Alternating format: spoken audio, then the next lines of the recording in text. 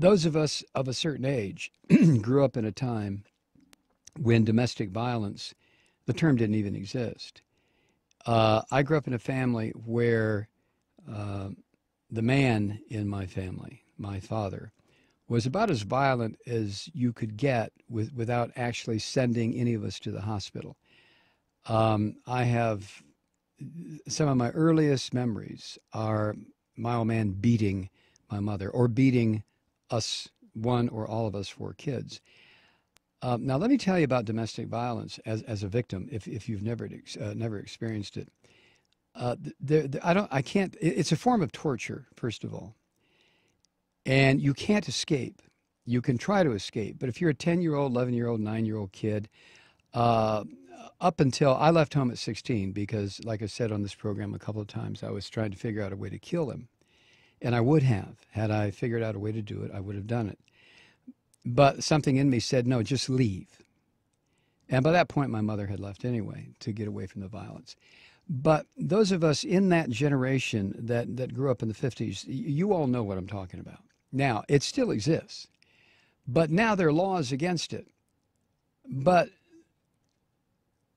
being a victim of family violence, being a victim of domestic violence, you are extremely reluctant to go public. And I think this is the reason that Janae Rice made her Twitter statement today, where she blamed the media for all the hell that has now fallen on her husband.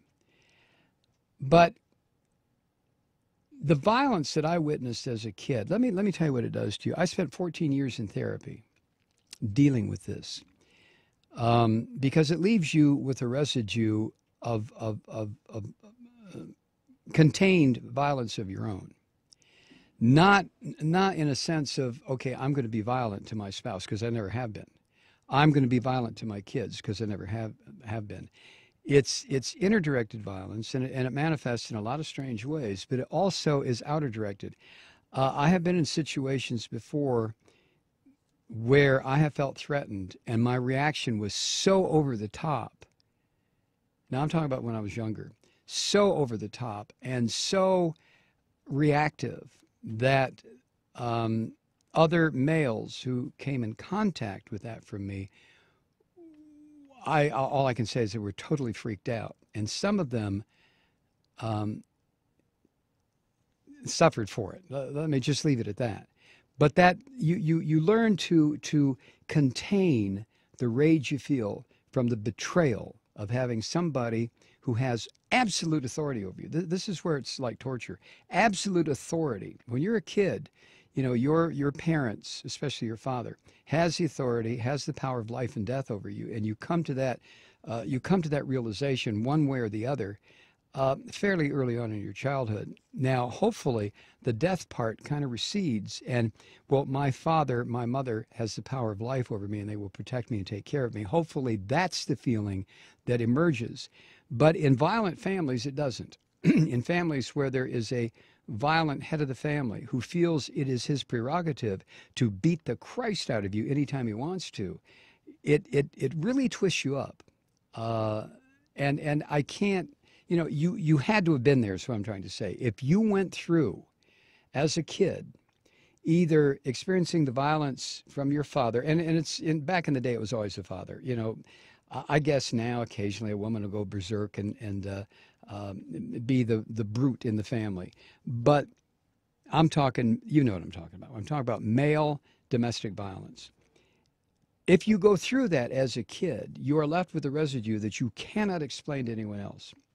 The only thing you can do is try to work through it in therapy. Now, the way I worked through it in therapy was I finally got a chance to murder my father in a Gestalt situation that took several months to work up to, and I had a very good therapist who led me into it, and it was one of the most exhausting and liberating things I ever went through. But as far as I was concerned, I murdered the son of a bitch. He'd already been dead, but I murdered the son of a bitch who had been so violent to me, my two brothers, my sister, and my mother.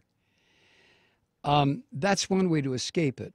That's the only way I know that you can escape that horror, that residual horror of growing up in a family where, honestly, you don't know from moment to moment whether the beast is going to emerge and kill you. You just don't know. You don't know. You honestly don't know.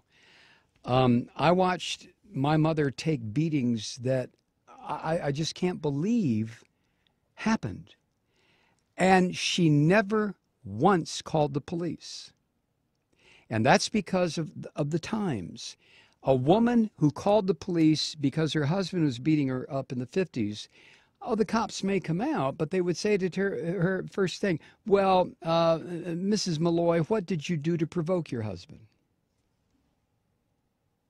And if the woman was just verbally throttled by that, and she's standing there with a black eye, a busted lip, maybe some marks on her neck or scratches down her arm, she just stands there and can't believe that the cop just said to her, what did you do to provoke him?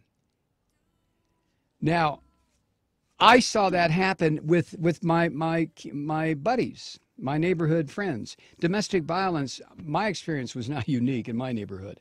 I've told you before, I grew up in a lower working class neighborhood. And a lot of the people there were immigrants. And it happened constantly. We'll be right back because I want to talk some more about this. Stay with us. 10 before the hour, we're talking about domestic violence because all of a sudden it's an issue again. All three Abrahamic religions have either taught it or tolerated it or still do to greater or lesser degrees. And again, if you grew up in a domestic violence situation, you know how corrosive and caustic and horrible it really is. And not all domestic violence is physical. A lot of it is psychological, and the emotional damage is what stays with you. It's not that difficult to recover from a busted lip. It's not that difficult to recover when somebody kicks you or knocks you to the ground, you know, when it's your father, when you're 9, 10, 11 years old. It's like getting knocked to the ground by another boy in the neighborhood, except it's not another boy in the neighborhood. It's the person that instinctively you rely on to protect you and defend you and take care of you, and all of a sudden that person is beating on you and hitting you. And not necessarily with just his fists either. Sometimes it can be with, I know a lot of us have experienced beatings with a belt, a rope, a stick, a broom handle. Some of us, a saw, you know, a hand saw smacked with the side of it. Just on and on and on and on. And the horror of it was there was nobody to turn to. If you went to your preacher and told your preacher about it back in the 50s, he would tell you to pray. If your mom called the police, they would ask her what she did to provoke him. So usually what you did was just try to swallow it down in and hope for the day when you could leave, when you could escape this hell that you found yourself in. It's a horrible situation, horrible. The other part of the horror is covering it up.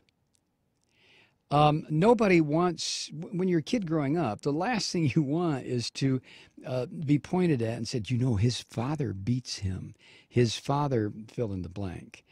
And I'm not claiming any exclusivity here, or you know, what I went through was absolutely common, but it took a long time to confront it and deal with it. It's really difficult to deal with.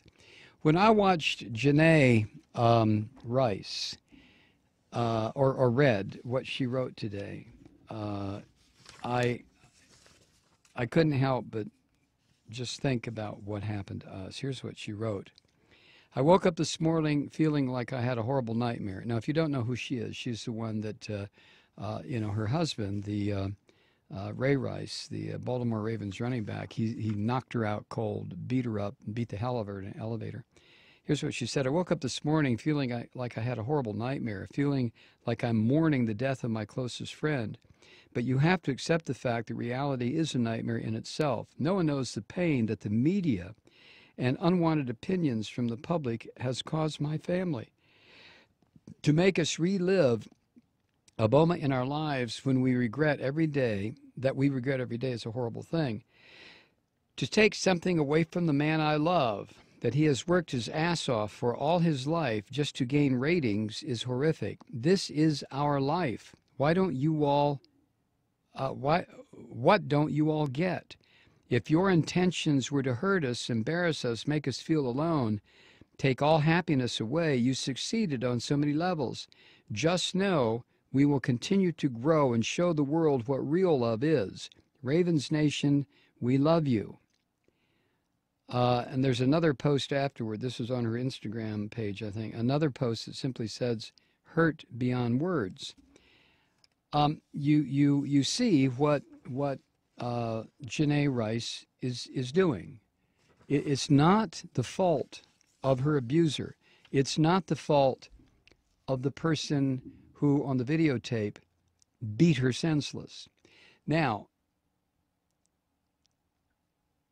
all the discussion that I've seen that's been going on about this one little chunk of domestic violence has been, what about Roger Goodell? What about the NFL? What about the Ravens? What about the fans? What about the advertisers? What about Ray Rice? What about the fine? What about 2-game suspension when this was revealed? Part of it was revealed 7 months ago. What about changing the rules? What about the NBA or the NFL's decision now that domestic violence is a heavily punishable fine? When did the NFL see the entire tape? Why did Roger Goodell claim that he didn't when anyone with a sense of a walnut knows that he did? That's what the discussion's been about. Have you heard anything about Janae Rice? Have you heard anything about how she has internalized that beating, knocked her out? Now, I have to say, with all the violence I witnessed as a kid, I never saw my crazy old man knock my mother out. You know, she was Italian peasant stock, and no matter how hard he hit her, no matter how many times he kicked her, she stayed on her feet or was able to continue to be our mother, even though she might have been beaten within an inch of her life. But to see that video, to see this woman punched out, bam, knocked cold. Have you ever been knocked out? I have, once from a punch, and it's the weirdest thing there is. The last thing you remember is all of your muscles seem to have gone to spaghetti, and down you go, and the next thing you know, somebody's trying to wake you up. But to see someone like this professional footballer punch a woman is pretty, for someone that's gone through domestic violence himself, it's very difficult to see. But on the other hand, this is not about me and my story. It's not about the NFL. It's not about Roger Goodell. It's not about advertisers dropping Ray Rice. What it's about is a woman who was attacked and beaten and knocked cold, and how she has now taken that in and is blaming media. And maybe she has a point. It is their marriage. Does anybody have a right to interfere? Supposing there wouldn't have been a videotape.